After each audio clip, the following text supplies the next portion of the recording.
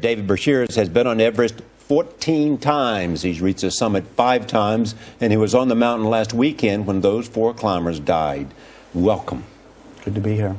You know a lot about this. What's going on? Well, there's a lot of things going on. This year the mountain is particularly crowded. The weather window was very constrained, and you have this very interesting mix of people who have a high degree of ambition and desire to reach the summit of Everest, and sometimes not the commensurate amount of experience to get themselves up and down safely. So what should be done about that? Well, we talk about it all the time, and we spoke about it a lot at base camp. There is this idea, especially when it comes to mountaineering, of free will. No one's forcing those people up the mountain. No one's saying you have to put down $60,000, $70,000, $80,000 to come here and lead yourself into harm's way. So it's a very complicated question on how you're going to regulate an activity which at its essence is the expression of free will. Because it's not regulated at all right now, even in terms of the number of permits that are granted each year. Is that correct? There's no regulation whatsoever. The Ministry of Tourism in Nepal charges $70,000 for a permit of 7 climbers, and they'll sell as many permits as they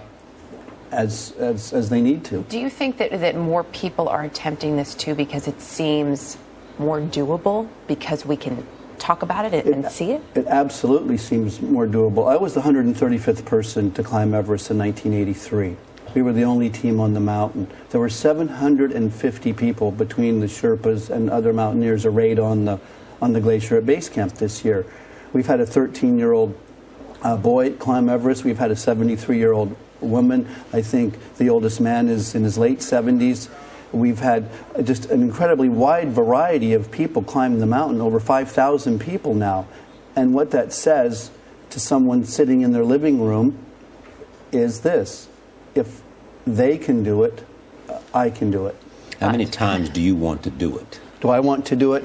Well, at the moment, 5 has been enough. Really, I was quite shocked and I don't want to say intimidated, but overwhelmed by the numbers of climbers on the mountain this year. And when you see this photo of 300 people leaving Camp 3 for the high camp at 26,000 feet, literally climbing cheek to jowl, that is an inherently dangerous situation. There are just too many people packed too closely together. And also you're climbing with people you have no idea of their skill level. Mm-hmm. Are you with a talented mountaineer, or are you with a novice learning the ropes as they go? So more people are killed coming down than going up? This year, that seems to be the case, and I think that would be representative of many of the deaths. It's a very simple reason for that. People treat the finish line, the top as the finish line, and they expend all of their energy, every bit of drive and determination getting to the top, and there's a lot of euphoria associated with that.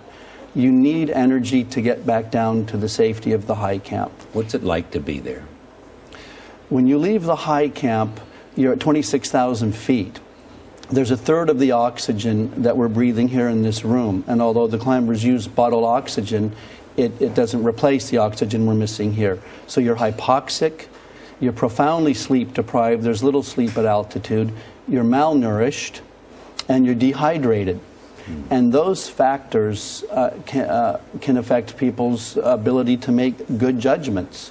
And they end up climbing together as, well, not as sheep, but it appears to be going upwards without the ability to make good decisions. Thank you. Great to see you. It's good to be here again.